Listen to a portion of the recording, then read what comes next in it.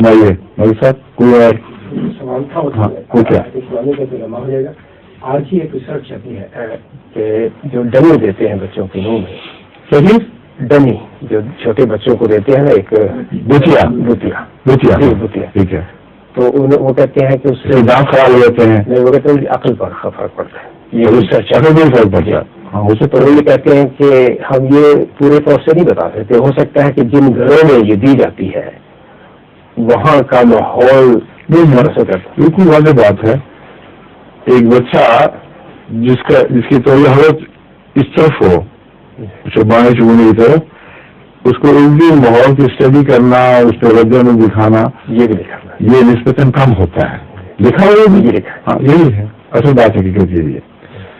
اس کا دماغ جب خالی ہو پڑا ہو, کوئی کام ایسا مشورہ نہ ہو جو حالت سے انگیز رکھے, تو پھر جن کو پیش پڑھنے ڈالتا ہے, غور کرتا ہے, اور اس کے لیے اپنے آپ کو فری محسوس کرتا ہے. دوسری بات میں لکھے کہ والدین اتنی توجہ نہیں دیتے کہ وہ روتا نہیں.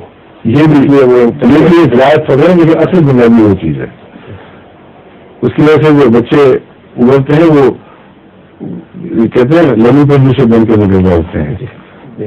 بچے والے بچے ہیں یہی بھی پاگل رہتے ہیں, بڑی دیر تک رہتے ہیں پاگل, اور اس کے بعد جب پھر وہ واپس آتے ہیں تو جب صلاحیتیں جاگتی ہیں تو اللہ کے فضل سے پچھلی کمیاں بھی بہت حد تک پوری ہو جاتی ہیں. مگر ایک زمانے میں جو نقصان پہنچ گیا وہ دوبارہ رہا ہوگا. وہ اگر دماغی صلاحیتوں کو نہیں, اس زمانے میں دماغ کے استعمال سے نئے استفادے کرنے کے لحاظ سے تو ضرور پہنچ جاتا ہوگا.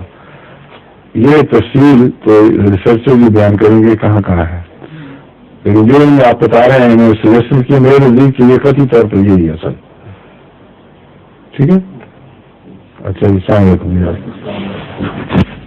ظہور مہدی آخر زمان